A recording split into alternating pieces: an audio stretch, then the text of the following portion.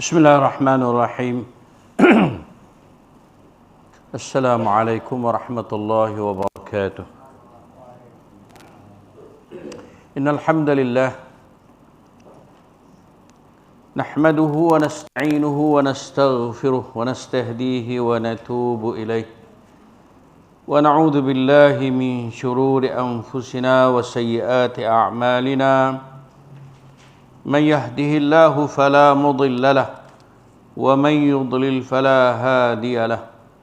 Asyhadu an la ilaha illallah wahdahu la syarika lahu wa asyhadu anna Muhammadan abduhu wa rasuluh.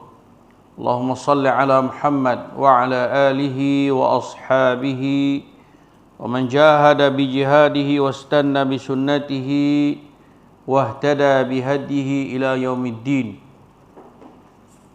Ya ayyuhalladzina amanu taqullaha haqqa tuqatih wa la tamutunna illa wa antum muslimun.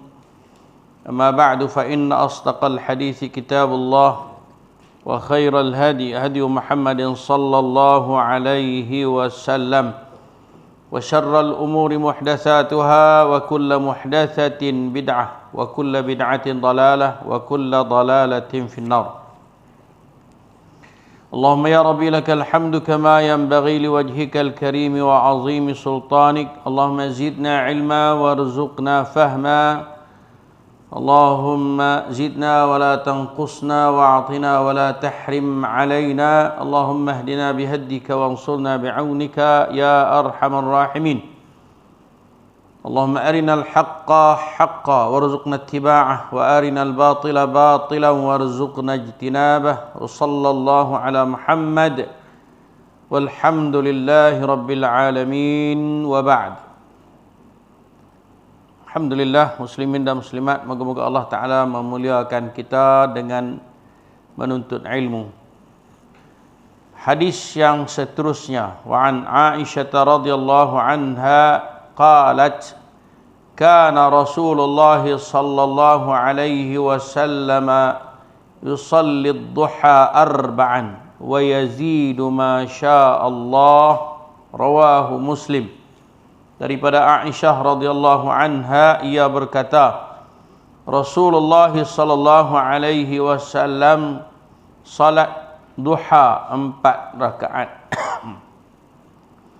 dan beliau menambah, maknanya lebih daripada 4 rakaat, seperti yang dikehendaki Allah. Maknanya Masya Allah, mana ikut kemampuan yang Allah Subhanahu wa ta'ala kurniakan kepada baginda. Hadis riwayat Al-Imam Muslim. Maknanya hadis ini menegaskan kepada kita bahawa solat duha, solat sunat duha boleh kita kerjakan dengan 4 rakaat atau lebih daripada 4 rakaat. Sama ada kita buat dua-dua, maknanya 2 rakaat kita bagi salam, ataupun 4 rakaat 1 salam terpulang kepada kita, ataupun kita nak buat lebih daripada 4 rakaat, ataupun hanya kita berpada dengan 2 rakaat. Walahu anha annaha su'ilat hal kana Rasulullah sallallahu alaihi wasallam yusalli ad-duha, qalat la illa an yaji'a min maghibih. Dalam riwayat Muslim yang lain dari Aisyah radhiyallahu anha, bahawa ia ditanya, yakni Aisyah, ada orang tanya Aisyah, apakah Rasulullah sallallahu alaihi wasallam melakukan salat duha? Ia menjawab, tidak, kecuali apabila datang dari safar. Apa maksud dia? Ada orang tanya Aisyah radhiyallahu anha, kalau Nabi ni duduk di rumah dia semayang duha ke tak, hai Aisyah? Maka Aisyah kata tak, Nabi dia tak semayang Aisyah kalau tak semayang duha kalau dia duduk di rumah. Kalau dia mari daripada mana-mana lah, musafir daripada mana, balik daripada perang ataupun balik daripada jauh musafir, kalau dia balik dia akan salat duha. Maknanya apa dia? Maknanya Nabi SAW kalau ikut hadis ni lah, Mana dia akan solat duha kalau dia datang daripada jauh balik rumah dia. Tapi di sana ada riwayat yang menyatakan Nabi SAW kalau tak musafir pun dia solat duha. Kerana yang melihat amalan Nabi SAW bukan Aisyah radhiyallahu anha saja. Segi kita tengok lagu mana. Dalam riwayat Muslim yang lain, tadi maknanya riwayat Muslim ada yang tadi kata Rasulullah salat duha 4 rakaat. Yang ni kata tak ada salat Rasulullah tak salat duha kecuali kalau datang daripada mengadakan perjalanan yang jauh. Kalau dia musafir pergi mana, dia balik mengadap. Walahu anha ma ra'aitu Rasulullah sallallahu alaihi wasallam yusalli subhatad duha qat wa inni la usabbih bihuha. Dalam riwayat Muslim juga dari Aisyah radhiyallahu anha, aku tidak pernah melihat Rasulullah sallallahu alaihi wasallam salat duha sekalipun, tapi aku melakukannya. Nampak tak? Maknanya Aisyah radhiyallahu anha menegaskan di sini, kata aku tak bisa tengok Nabi salat duha di rumah. Kan? Tak bisa tengok.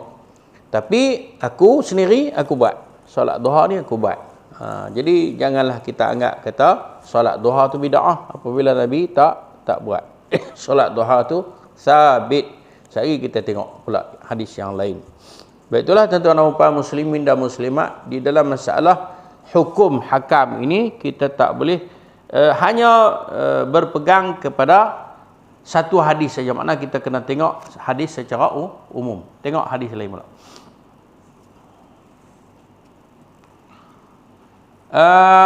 Kalau ikut Ibn Abdul Bar, dia kata riwayat yang menetapkan salat duha ini yang telah disepakati oleh Al-Imam Bukhari dan Muslim lebih kuat. Maknanya ada hadis di sana yang telah disepakati oleh Al-Imam Bukhari dan Muslim menegaskan bahawa Rasulullah sallallahu alaihi wasallam melakukan salat duha.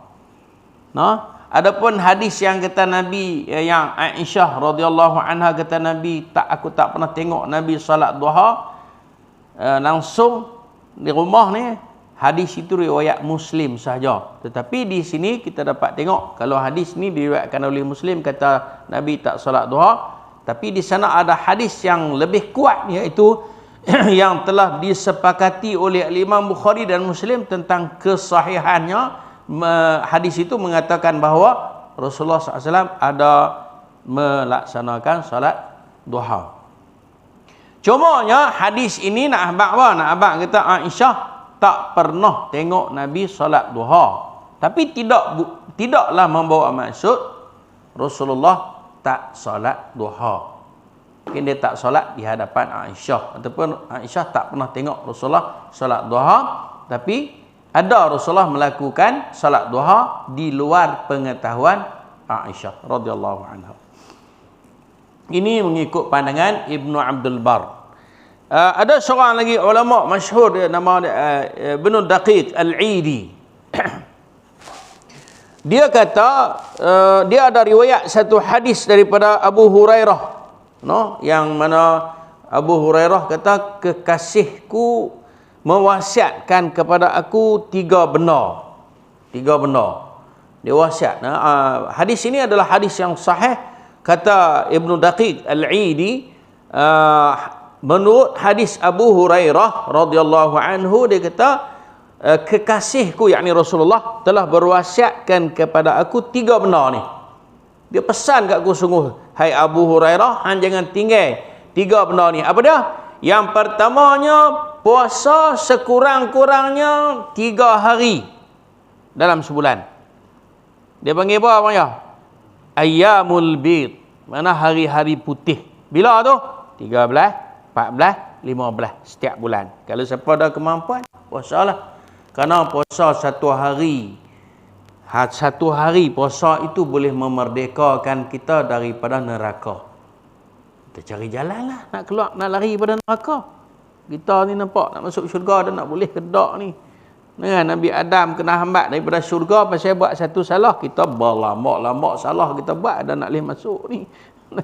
Kan? Jadi Abu Hurairah kata Rasulullah wasiat kepadaku jangan tinggal apa dia? Puasa 3 hari dalam sebulan, iaitu puasa pada 13, 14, 15 daripada bulan inilah bulan hijrah. Bulan hijrah. Satu. Yang keduanya, jangan tinggal 2 rakaat duha. Itu pesan Nabi. Jadi mana solat duha ada tak? Ada. Sebab hadis riwayat daripada Abu Hurairah. Dan yang ketiganya, jangan kamu tidur kecuali setelah kamu solat witir. Maknanya jangan tinggalkan solat witir. Kita hari tu kita jumpa banyak kali sampai 2 minggu kita duk bicara bab witir. Nak mana abang kata apa pentingnya. Nah, maknanya kalau orang tu dia solat witir, sama ada solat witir selepas Isya ataupun sebelum fajar, yang kita bahas tu ni, tak ada masalah lah. Jangan kita duk bertegah nak sembahyang solat witir tu lepas Isya sebelum tidur saja tak. Maknanya boleh. Ada kelonggaran padanya. Sebab yang kita dah bahas dah yang baru-baru ni, sama ada kita orang tu dia nak solat witir sebelum tidur selepas Isya, ataupun dia kalau dia ada keyakinan dia boleh bangun awal, maknanya lebih baik dia solat witir pada akhir malam. Pasal apa? Sebab sebab Nabi kata jadikan solat malammu yang terakhir ialah solat witir. Terpulang pada kita lah. Terpulang pada kita. Cumanya Nabi pesan kepada Abu Hurairah, kata jangan tinggal 3 benda. Yang pertama puasa 3 hari dalam tempoh sebulan, ataupun kamu solat duha dan witir, solat witir. Semua ada nak solat witir sebelum tidur ataupun selepas daripada bangun tidur sebelum masuk waktu fajar. Tapi ya wasiat yang Nabi SAW sebutkan ini ialah jangan kamu tinggal witir sebelum tidur.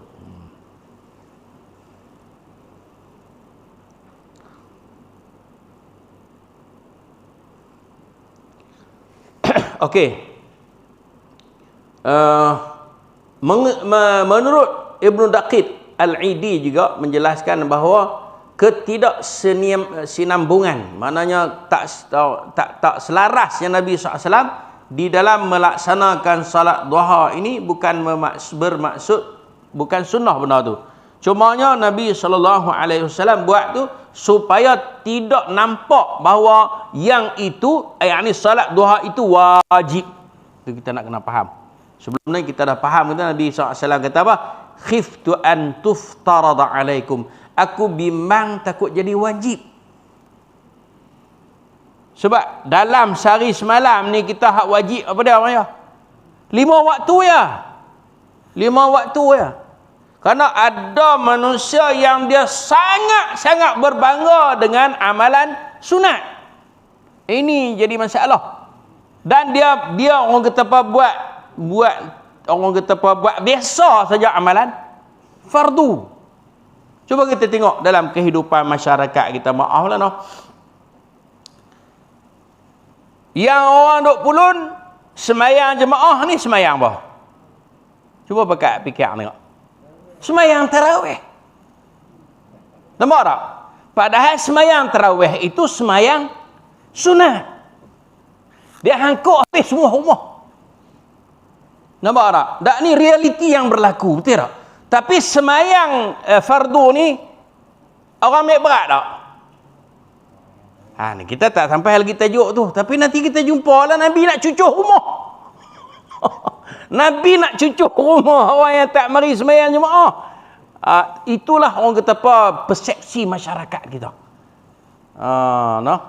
Tak apa lagi. Itulah maknanya Nabi SAW dia tidak orang kata apa tak orang kata menekankan sangat soal semayang-semayang sunat tadi. Pasal apa? Supaya perkataan Nabi kita khiftu an tuftarada alaikum, aku bimbang takut jadi fardu kat atas hampa. Memang ada dalam masyarakat kita benda-benda tu. Dia duk nampak kita benda tu wajib sangat. Wajib. Nampak jangan berat sangat. Sembahyang puasa sunat pun macam tu juga. Dia nampak berat ni. Tapi bulan Ramadan dia dah biasa bulan Ramadan ni kata. Jadi macam tak ada apa. Sebenarnya bulan Ramadan itulah yang kita nak kena cermat sangat. Pasal apa? Dia fardu. Macam tu juga dengan solat fardu. Solat fardu lah kita nak kena jaga sungguh-sungguh. Adapun sunat itu orang kata apa, kita buatlah, bukan tak ambil berat dah, kita ambil berat juga setelah kita mengutamakan yang fardu. Kan? Okey. Itu dua komen daripada ulama besar lah depa ni, iaitu seorangnya Ibn Abdul Bar dan seorang lagi Ibn Daqiq Al-Aidi. Ni ulama besar lah ni. Okey, kita pergi kepada hadis yang seterusnya.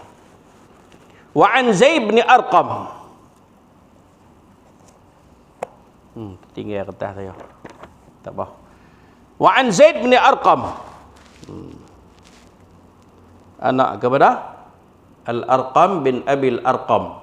Ini orang yang Nabi SAW jadikan rumah dia sebagai markas untuk menyampaikan dakwah di ketika Nabi SAW memulakan dakwahnya di mana? Di Makkah. Al-Arqam bin Abil Arqam. Ini anak dia Zaid bin Abil bin Arqam. عن زيد بن أرقم أن رسول الله صلى الله عليه وسلم قال صلاة الأوابين حين ترمض الفصال رواه الترمذي. Hadis ini sahih dari Zaid bin Arqam. Rasulullah sallallahu alaihi wasallam bersabda, salatnya orang-orang yang kembali, al-awwabin. Salat al-awwabin itu makna solat orang-orang yang bertaubat. Mana orang-orang yang nak kembali kepada Allah ataupun orang-orang yang nak bertaubat, dia selalunya mengerjakan solat. Nama solat itu solat al-awwabin. Tuan-tuan umpan, inilah maknanya kadang-kadang kita pun rasa macam nak habaq ke orang, takut orang kata marah, orang marah ke kita.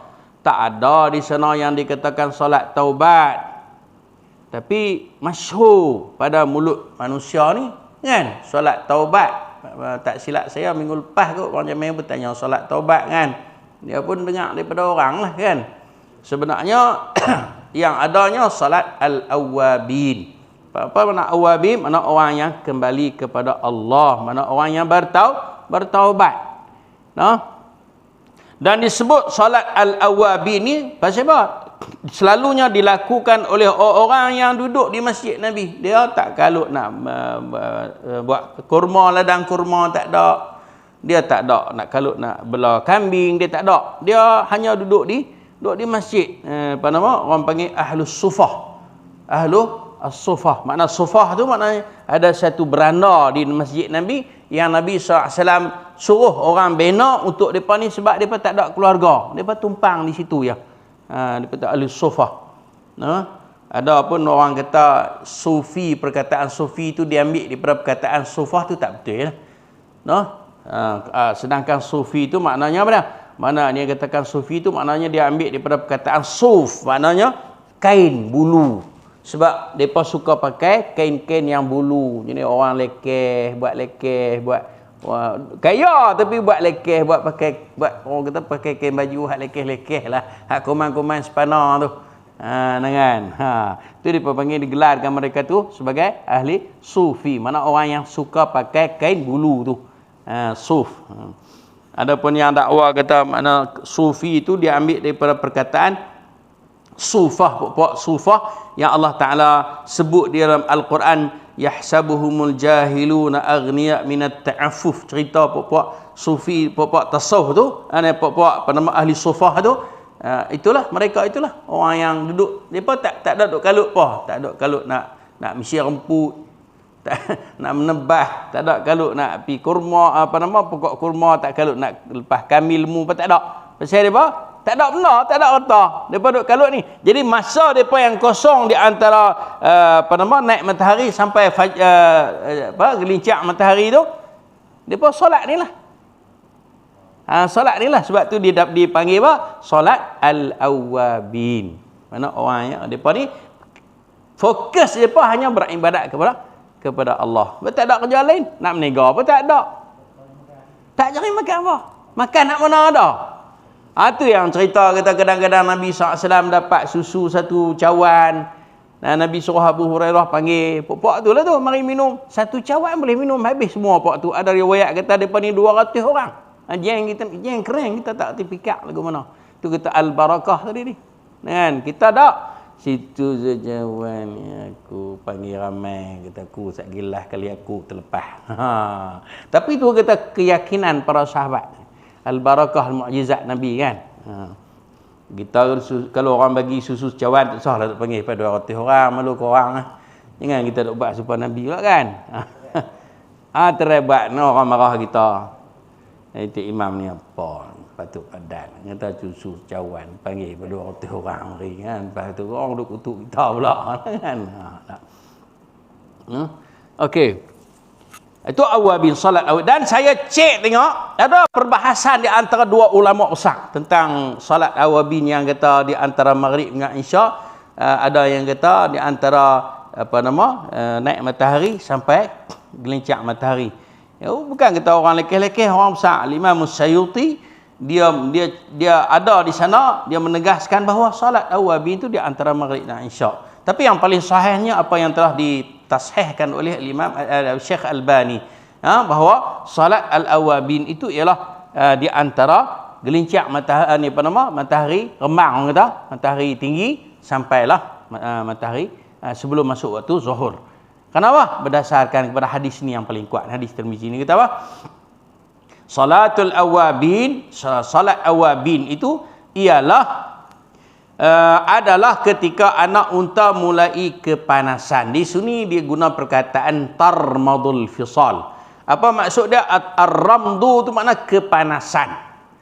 Bulan puasa kita panggil apa? Bulan Ramadan. Daripada ramdu dah. Ramadan, apa sebab dinamakan bulan puasa itu Ramadan? Karena bulan puasa adalah bulan yang panas. Ar-ramdu makna panas. Al-fisal tu anak unta yang masih duk berdempek lagi dengan mak dia.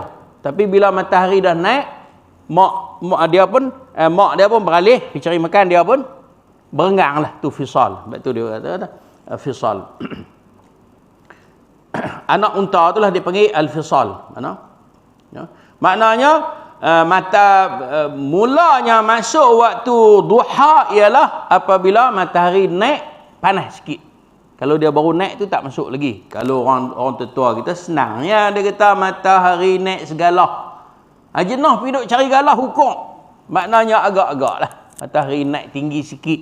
Kalau cara baru naik tu tak boleh lagi solat. Itu masih lagi dalam kategori waktu tahrim. Kerana diharamkan kita solat. Diharamkan kita salat lepas pada salat fajar sehinggalah matahari naik tinggi. Jadi kalau rajin terang mana pun jangan salat sebelum matahari naik tinggi. Pada maksud waktu duha. Lah ni senang dah orang buat takwim lah ni. Kan buat takwim dia tulis di situ waktu matahari terbit, waktu matahari waktu apa nama dia panggil apa? Syuruk. Tengok di situlah. Mana yang lebih kurang pukul cik mak 7.30 lebih kot. Kan ada tulis situ. Ada? 27 minit lepas terbit matahari. Ada siap dah. Ahli orang kata apa? Orang panggil ahli falak.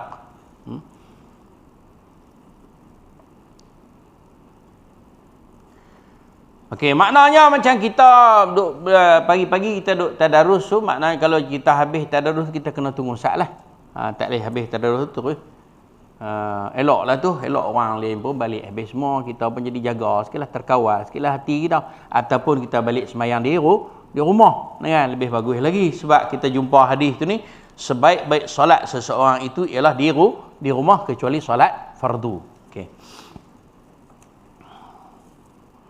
cuma kita tak apa nak boleh buat lagi semayang sunat, semayang qabliyah ba'diyah ni pasal rumah kita tu jauh kan. Kalau kita duk kalut nak semayang sunat qabliyah, mari sini orang bagi salam lah. Tambah abang Jamil tu nak lakah bukit lagi. Halal balik.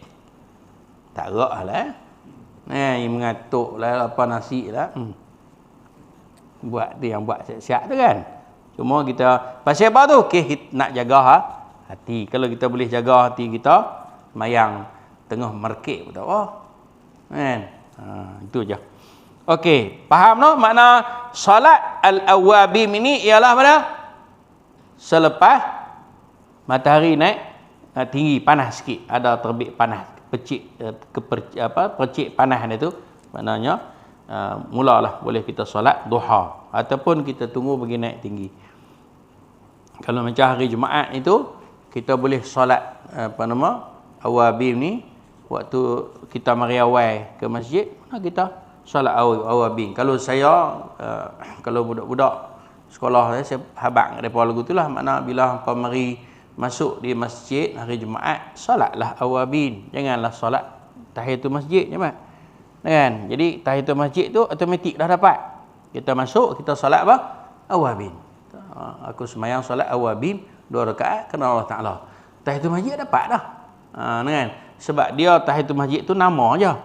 Nama je.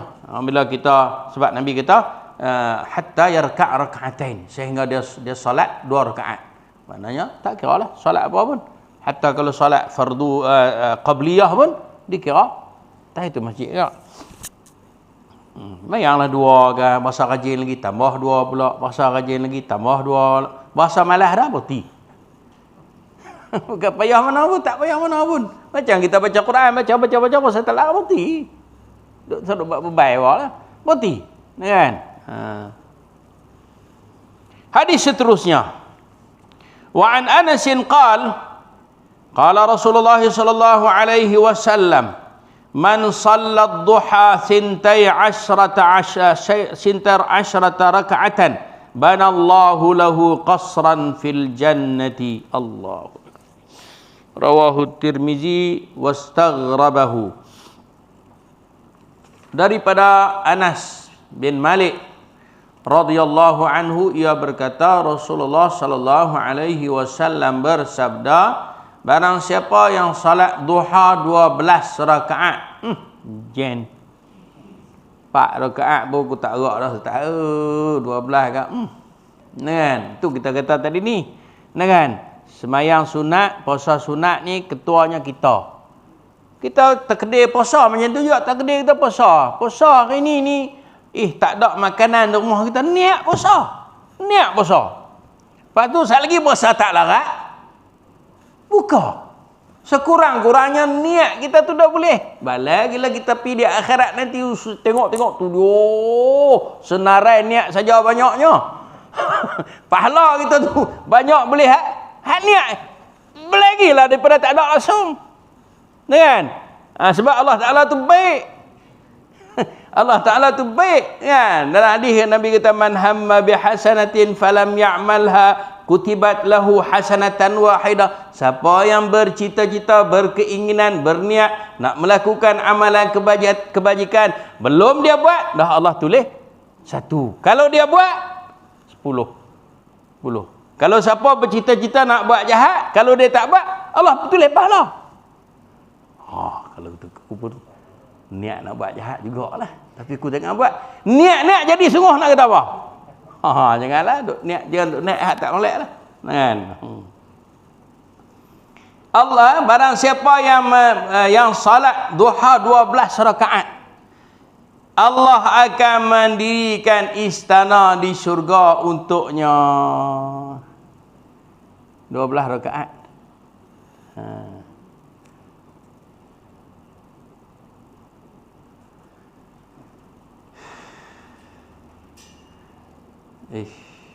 Tak nampak. Tak nampak tu kita tak buat banyak men. Kita tak nampak. Kalau kita kata siapa dia yang buat apa-apa atas dunia ni, orang bina istana atas dunia ni, atas bukit cabang ni, ipulun buat. Tapi tak nampak. Maknanya apa? Kalau Allah bagi istana kepada kita, syurga lalu. Syurga adalah dah rumah dah. Takkan dia nak bagi rumah tapak tak ada kot. Sekali dengan tapak lah tu. Dan berkenaan dengan semayang duha 12 rakaat ni, ada hadis daripada Aisyah sebelum ni kan. Nabi SAW kalau dia terlena ke, dia tak jaga belah malam ke, dia tak jaga belah malam tahajud kan, maka dia akan sembahyang 12 rakaat di siang hari. Kan ada hadis sebelum ni, kena balik tengok lain. Jadi kata di kalangan ulama mengambil faham bahawa sesungguhnya berdasarkan kepada hadis al-Imam At-Tirmizi tadi ni, hadis ni, solat duha rajin tuan mana kita pun paling banyak berapa? 12. Jangan lebih. Jangan lebih. Nah. Kalau lebih tu nampak kita orang kata apa? Melampau lah dalam agama. Dalam ayat Quran Allah kata la taghlu fi dinikum, jangan kamu melampaui dalam agama kamu. Nabi buat sekat tu, kita buat sekat tu dah lah. Kalau kita rajin tu orang mana pun puasa sekat selang sehari ya. Tak boleh buat hari-hari.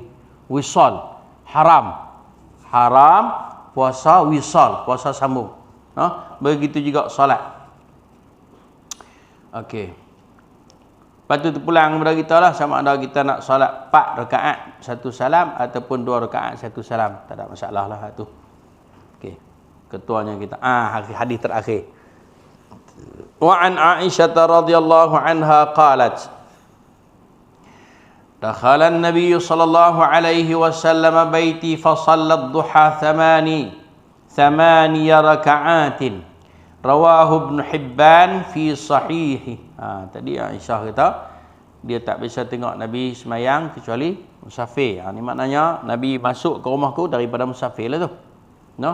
Dari Aisyah radhiyallahu anha, ia berkata Rasulullah SAW masuk ke rumahku, maknanya daripada musafir lah tu. Sebab Nabi Aisyah kata dalam hadis sebelum ni, aku tak pernah tengok Nabi solat duha kecuali kalau dia datang daripada perjalanan yang jauh. Ini di antaranya disebut Rasulullah SAW masuk ke rumahku, maknanya datang daripada perjalanan yang jauh. Adalah dia musafir gimana-mana, dia balik masuklah rumahku, lalu beliau solat duha 8 rakaat. Apa makna dia? Maknanya solat duha ni boleh kita buat 2, boleh kita buat 4, boleh kita buat 6, boleh kita buat 8, boleh kita buat 10, boleh kita buat 12, tak boleh buat lebih daripada tu. Pasal apa dia tak jadi ganjil? Dia tak jadi 1, dia tak jadi 3. Sedangkan solat malam dia jadi ganjil. Pasal apa? Sebab solat malam ada witir. Solat malam ada witir. Solat siang tak ada witir, jangan duk galak buat. Kan? Semayang siang hak fardu pun tak ada pun hak ganjil. Hak ganjil waktu mana? Maghrib ya. Jangan kita dah buat syariat baru. Tak ada.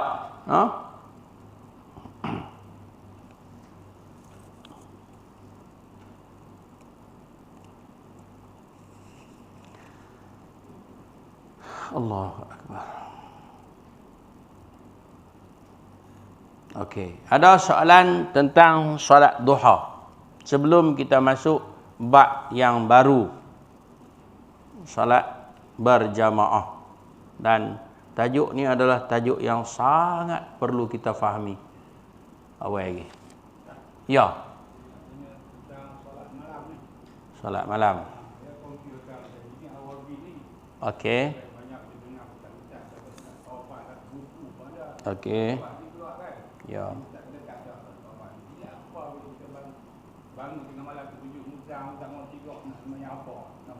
Semayang malam. Semayang sunat malam, sunat tahajud dengan witir. Ada lagi tasbih. Sunat hajat ni nama dia. Nama dia orang bubuh nama, tapi itulah dalam hadis ada disebut Nabi SAW apabila ia nak sesuatu benda, maka dia akan solat 2 rakaat. Bila dia berkenan dengan satu benda, orang namakan dia solat hajat. Boleh kita solat dengan niat solat mutlak pun boleh, tak ada masalah. Kan? Kalau kita nak namakan solat hajat pun tak ada masalah sangatlah, tapi penamaan tu tidak, orang kata apa, tidak syar'i, tidak disyariatkan. Nampak tak? Kita semayanglah 2 rakaat. Tapi memanglah kalau nak kira orang buat ni memang banyak sangatlah orang buat kan. Solat ni kan. Macam dibahaskan tadilah, disebutkan dalam hadis tu sebiji-sebiji solat. Hadis nombor 4 daripada Zaid bin Arqam tadi ni, solat awabin ialah ketika mana matahari panas. Tu disebut secara jelas al-awabin itu kan. Saya dulu pun duk ngaji pondok tu pun duk buat juga awabin di antara maghrib dengan isya, pulun tak kira lah kan. Waktu tu kita kuat ke kan, buat tak kira lah. Persoalannya sekarang ni, boleh tak solat di antara maghrib dengan isya sunat? Tak ada masalah buat. Ada di sana hadis-hadis yang menunjukkan bahawa Nabi SAW solat di antara maghrib dengan isya. Ada solat sunat mutlak buat kan? Ada, tak ada masalah. Dan para sahabat banyak melakukan solat di antara maghrib dengan isya. Kita ada majlis ilmu, bagus lagi kita ke majlis ilmu. Tu kita nak kena pandai lah. Ada orang ada majlis ilmu dia duk baca Quran, tak kena lah. Ada orang dia baca, orang ada majlis ilmu dia duk semayang, tak betul lah, tak kena lah. Majlis ilmu tu penting. Sehingga Nabi SAW sebut pada taman-taman syurga. Tanpa ilmu kita nak buat amal guna. Okey. Ada lagi soalan?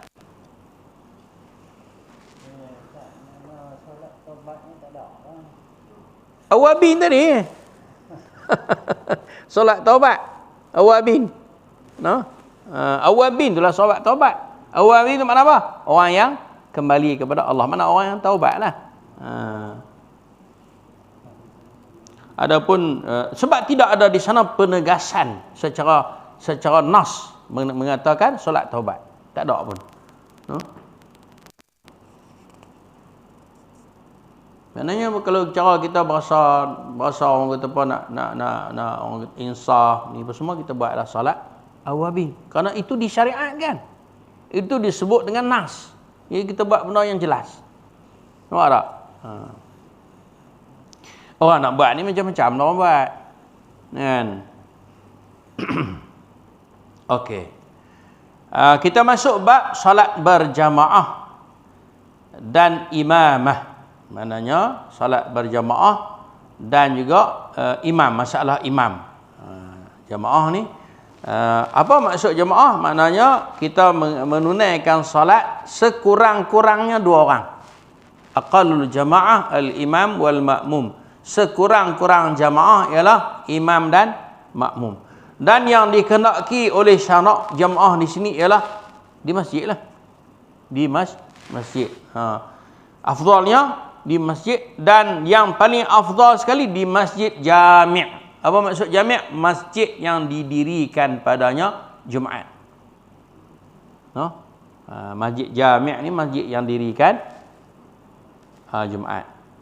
Itulah. Maknanya masyarakat kita ni kadang-kadang dia tak apa nak faham, dia kira jemaah ya. Tak kira di mana pun, rumah ke, di surau ke. Kan? Kalau di surau dengan di masjid, maknanya afdalnya di masjid lah. Di masjid.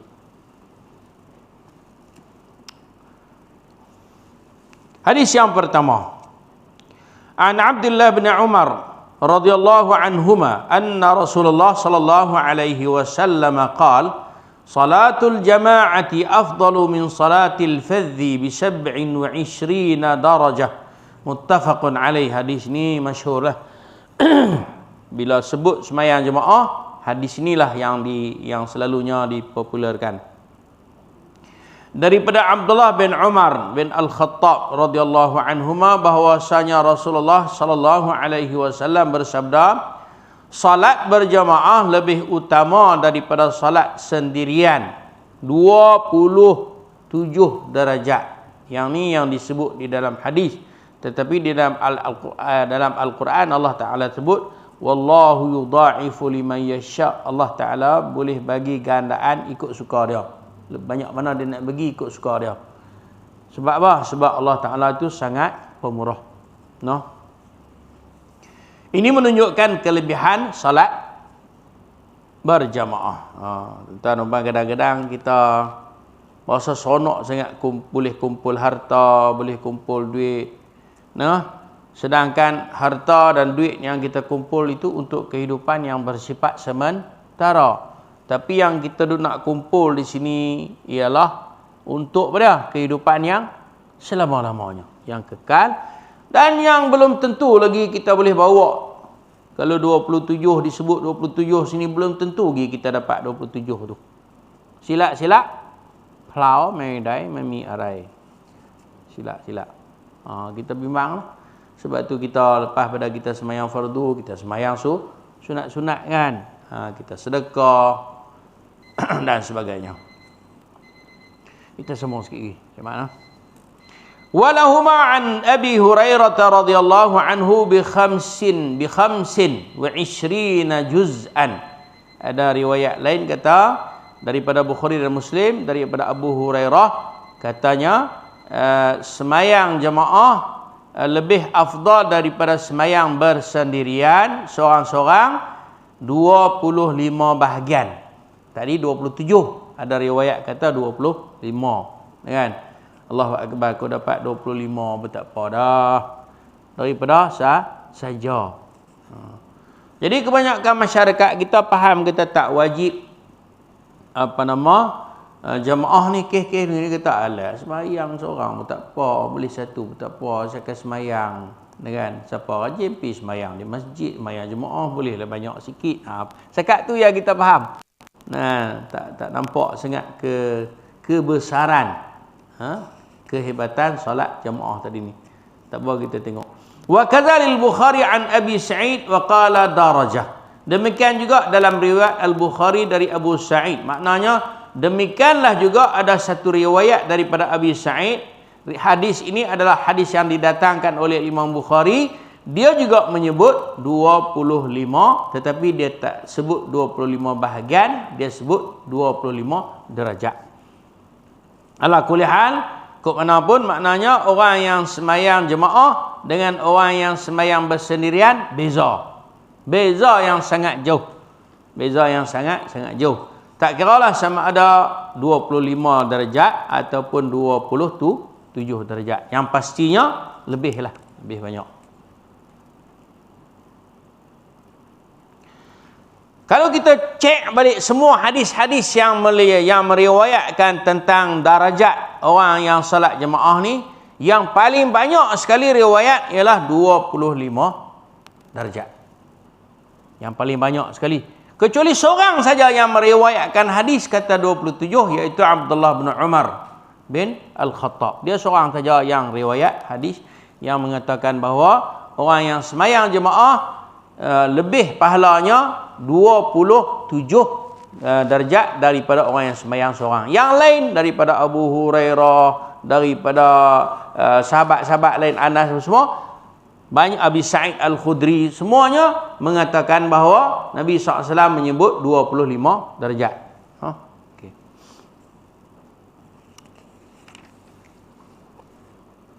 Hadis yang seterusnya ni kita tinggal minggu depan lah. Hadis ni nampak cengih sikit. Kita nak kena sembang panjang sikit, takut nanti kita terlewat pula. Hadis ni, hadis yang nak mari ni lah. Hadis yang kata Nabi nak cucuh rumah. Dan hadis ni adalah hadis yang memang masyhur dan telah diriwayatkan oleh Imam, disahihkan oleh Imam Bukhari dan Muslim. Memang hadis yang masyhur lah. Moga-moga Allah Subhanahu wa taala menjadikan kita di kalangan orang yang dibukakan pintu hati dan dilapangkan dada dan diberi kekuatan untuk mengamalkan apa yang kita pelajari agar kita dapat mengecap nikmat kehidupan yang bahagia di dunia dan akhirat. Qul qouli hadza wa astaghfirullahal azim li wa lakum. Wassallallahu ala Muhammad walhamdulillahirabbil alamin. Subhanakallahumma wa bihamdika asyhadu an la ilaha illa anta astaghfiruka wa atubu ilaik. Assalamualaikum warahmatullahi wabarakatuh.